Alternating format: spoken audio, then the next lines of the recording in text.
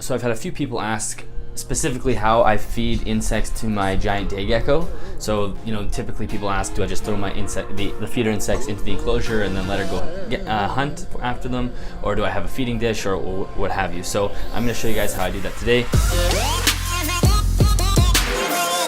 My go-to feeder is phoenix worms. So I think there tends to be a little bit of confusion kind of around what phoenix worms are. So phoenix worm itself is actually a brand, and the actual insect or the larvae that we're feeding are the larvae of black soldier flies. So you can find other brands or other companies that sell black soldier fly larvae, but don't confuse them with phoenix worms. So phoenix worms, this brand, the reason that they're great is because they're raised on a specially enriched grain-based diet that makes them high in calcium. So their calcium to phosphorus ratio is quite high. You don't have to dust phoenix worms because they already contain a very high level of calcium, which is what you want. So something like a cricket has a low calcium to phosphorus ratio, and if you didn't dust them, eventually your animal is going to get sick. They're going to develop metabolic bone disease because the phosphorus level is too high and it's leaching calcium out of their bones. So phoenix worm, the brand, sells black soldier fly larvae, which are already very high in calcium, which is great, which is what we want. All right, so we'll take a look at what's inside this container. So this, again, phoenix worms, this is really the only brand of black soldier fly larvae I can recommend.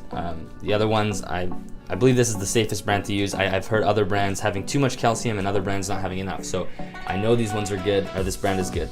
So anyway, they come in sort of sawdust material. When you first open it, you think, wow, there's nothing in here. But there is, and I'll dig some out for you. See them wiggling around here. So a few things about these guys. If you keep them in a temperature around 50 to 60 degrees, that will slow the life cycle down significantly. I've had these worms last several weeks without pupating, although some obviously will.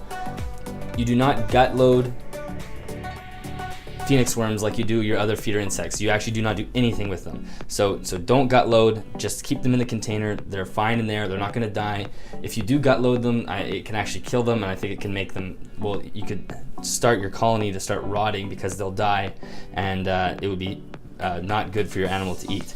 So there's a few things. So this is the normal, shake some of this sawdust off.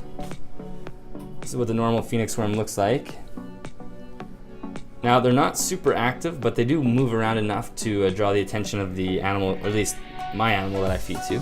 So that's typically what you're gonna get, and I'll see if I can find a pupa. And over time, they're gonna start going through their natural life cycle, and they're gonna pupate, and they'll just turn these into like a black thing like this. So unlikely that your animal is gonna eat this because it's not moving at all, but I'll show you what we can do with those. So, for how to actually feed them, what we're gonna do is we're gonna dig some out. I usually just use the lid, use the back of the lid so you can see them. Even though they're pretty slow, when you're not looking, they'll get away on you, but it's nothing like a cricket or anything. So I'll dig out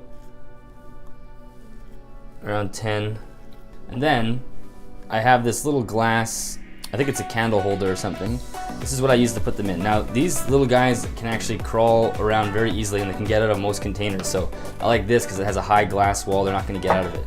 So then I take this and I throw them in.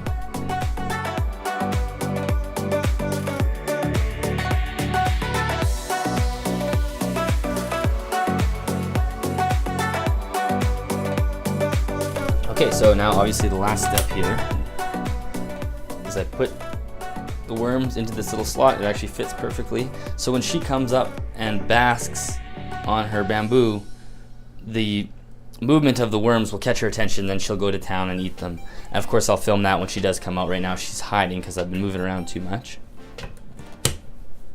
So one other thing to note with these worms is if you go through them too slowly, they're gonna start pupating or going through their life cycle, and you're gonna see them and they're gonna start looking like these little black cocoon type things. Now, some days you might open this container up and a fly will fly out because it'll turn into a fly, and then you have a loose fly in your house, which is sort of annoying. and they're kind of creepy looking flies. So here's what I do. I try to stop them from doing that in the container, and every couple days I'll go find and I'll dig out the black pupa, and then I simply open up her enclosure. I take them and I'm just gonna dump them into her enclosure.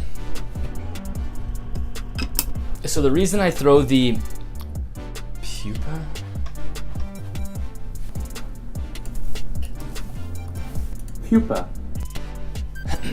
so the reason I throw the pupa into the enclosure is, I guess, for two reasons. One is I don't want them actually turning into flies inside the container, because then when you open the lid, they buzz out and then you have a loose fly in your house.